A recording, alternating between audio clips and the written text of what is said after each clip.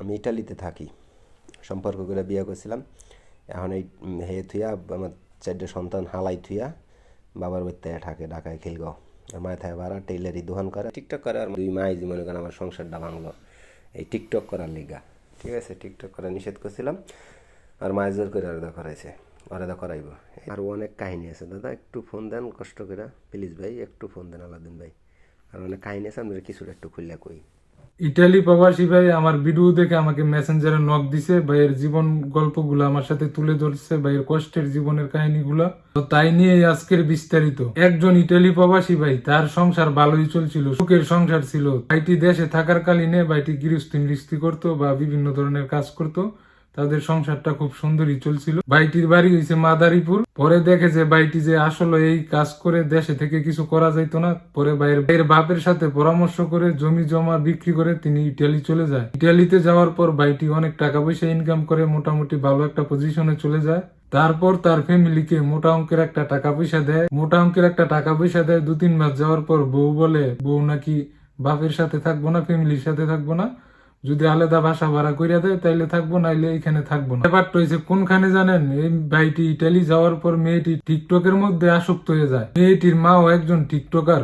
এইভাবে টিকটক করতে করতে অনেক ছেলেদের সাথে কথা হয়, অনেক ছেলেদের সাথে সম্পর্ক হয়ে যায়। হওয়ার পর ওই ইটালি প্রবাসী ভাইকে খালি চাপ দেয় যে আমি তোমার বাপ মার সাথে থাকবো না, এখানে আমি থাকবো না, আমাকে আলাদা বাসা ভাড়া নিয়ে দাও, তোমার ছেলে মেয়ে নিয়ে আমি ওইখানে থাকবো। টেলি প্রবাসী ভাইটি ছেলে মেয়েদের দিক তাকাইয়া তার বউকে বাসা ভাড়া নিয়ে দিছে। নিয়ে দেওয়ার পর তার বউ ওইখানেই থাকার পর এই জায়গায় বাসা ভাড়া নিছে। ওই বাড়িওয়ালার নাম্বারটা নিয়ে ভাই টেলি থেকে ফোন দিছে। বাড়িওয়ালার কাছ থেকেও খোঁজ খবর নেই। তো বাড়িওয়ালা একদিন দেখে ফেলাইছে ভাইয়ের বউটি অন্য পরপুরুষ বাসার মধ্যে আনে। এই টিকটক থেকে পোলাবেনের লগে চিনা পরিচয় হয়েছে, ওইখান থেকে সম্পর্ক হয়ে ওই সে পোলাপাইন বাসায় আনতো। বাড়িওয়ালা এইগুলা দেখে ভাইয়ের কাছে বইলা দিছে। ইটালি প্রবাসী ভাইটাই করছে কি, কারো কাছে কিছু না বলে একদিন হঠাৎ করে দেশে চলে আইছে। আইসা দেখে তার বউয়ের এই অবস্থা। সে টিকটক নিয়ে, নাচ গান নিয়ে, অশ্লীলতা নিয়ে ব্যস্ত।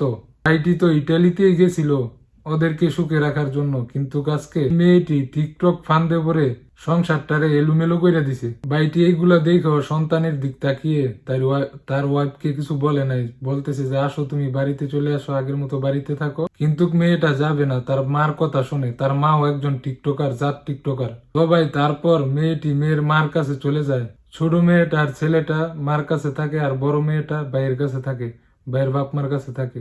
আসলে ভাই ব্যাপারটা খুবই দুঃখজনক। আমি একটা কথাই বলবো, প্রবাসী ভাইদেরকে লাল দেখিয়া দেশে যায় ফালদা বিয়া করে লাইন না।